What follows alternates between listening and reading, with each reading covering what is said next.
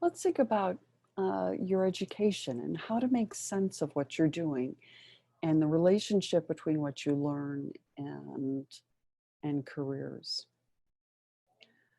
I heard Cornel West several years ago speak at Clarion, and he said, if you graduate the same as when you entered, you've wasted someone's money. You should expect that college is a transformative or will be a transformative experience. Allow it to transform you. Allow yourself to do new things and get a little bit outside your comfort zone. Some research from Pew Research Center said that about 96% of college graduates said that college was very useful in terms of very or fairly useful in terms of increasing their knowledge and helping them to grow intellectually. Many said it helped them to grow and mature as a person. And almost as many said it helped prepare you for a job or career. I think probably these things are even bigger if when you understand why you're here and why you're doing what you are. So this is asked of employers, and in the same research as what I talked about in the last video. Employers are wanting both in-depth and broad range of skills and knowledge. So obviously there is some advantage for you to know something about your field, but they also want you to be broadly educated, and that broad education helps you to become a better employee. They want employees who have in-depth knowledge and skills that may apply to a specific field or position. And a broad range of skills and knowledge, things like being able to answer research questions, being able to speak in public, being able to write well, being able to find the information that you want and to evaluate it, being able to be empathic. These are skills and personal traits described by the U.S. Department of Labor as being things that are really important to the job force.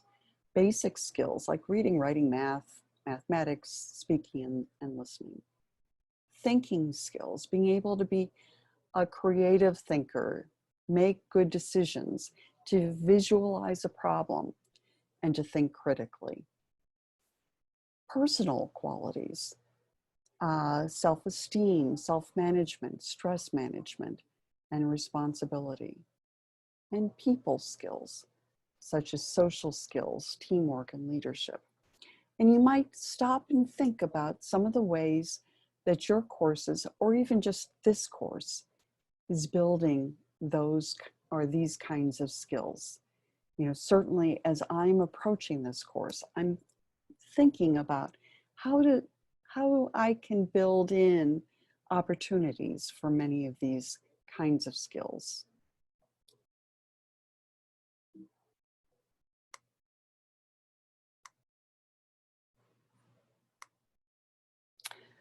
So these are some of the things that a colleague and I believe that psychology majors learn in the course of their career.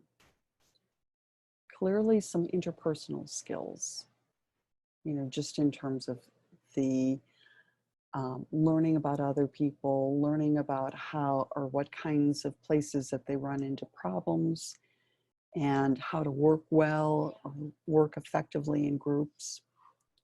Critical thinking skills, the ability to apply research in other settings. So when I'm talking about research here, part of what I'm hoping you do is walk that over to other settings and think about, how might this make sense over here? The ability to respect and appreciate research, to think about ethics when making decisions. And you know, as you're reading about ethics here, you should think back to earlier things that we've said about ethics and how that's something that makes one a good employee, just as understanding and appreciating diversity. So throughout the course, like today, I said, you know, so why is it that men and women tend to earn a little bit different salaries? What is it about them that might lead to that? Writing skills, capacity for professional development, civic mindedness. You know, so I'm hoping that you're able to go out into the community thinking about how you can make the community a better place. And it, you know, conscientiousness is something that is often needed in order to succeed in psychology classes. So your ability to use APA format effectively, to be attentive, or leads you to be more attentive to detail and manage time better. Some of you may have talked about Bloom's taxonomy in other classes, and we're certainly going, or you saw this earlier when we were talking about study skills. At the bottom of this is learning, you know, remembering information, the kinds of things, you know, where you're memorizing something and spitting it out on a task or on a test. Understanding and remembering tend to be picked up best in multiple choice tests or tests. We are interested, and employers are interested, in helping you learn how to apply, create, evaluate, and analyze. So as you're going through assignments, particularly many of your writing assignments or things that we're discussing in class, often take you up here.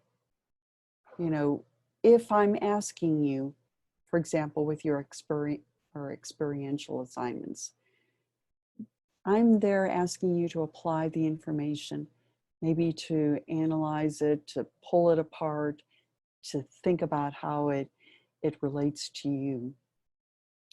And those skills are going to help you be more effective in other settings. In general, across time, you're going to be building a variety of different skills: civic learning, broad integrative learning, applied learning, intellectual skills, specialized knowledge. You're going to build these things across time. And they're going to keep getting stronger as you're focusing more on them.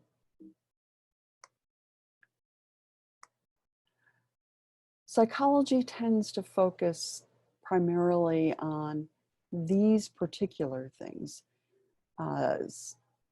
inquiry and critical thinking, professional development, ethical and social responsibility, communication, all as it's built by our knowledge base.